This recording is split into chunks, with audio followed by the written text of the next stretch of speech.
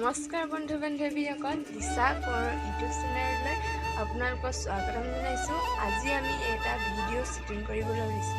আহক আপোনালোক। এতিয়া শ্বুটিঙৰ বাবে যাব ওলাইছোঁ। এজনী মামা গাড়ী দিছে।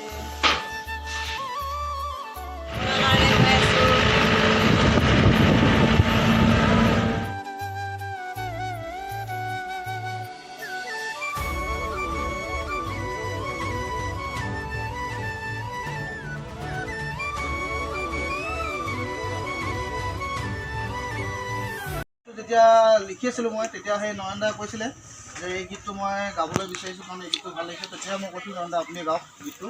সেই মৰ্মে গীতটো হ'ল। এতিয়া আমি সেই শেষৰ পৰ্যায়ত আছোঁ যাতে ভিডিঅ' সহকাৰে গীতটো ৰাইজৰ মাজলৈ আগবঢ়াই দিব বিচাৰোঁ। আশা কৰোঁ ৰাইজে গীতটো আঁকোৱালি ল'ব।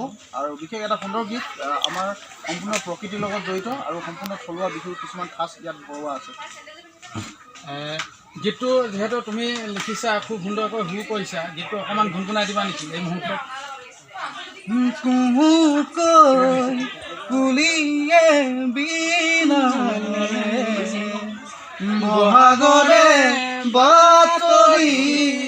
শুনি চাওঁ আৰু মানে শ্বুটিংটো কৰাৰ আগত আমি নয়নদাৰ মুখৰ পৰা আৰু আমাৰ মুখৰ পৰা গোটেইখিনি গীতটো গাওঁ নে কি কৈ আছে? অ'কে, ইয়াত হ'ব দে, আৰম্ভ কৰা।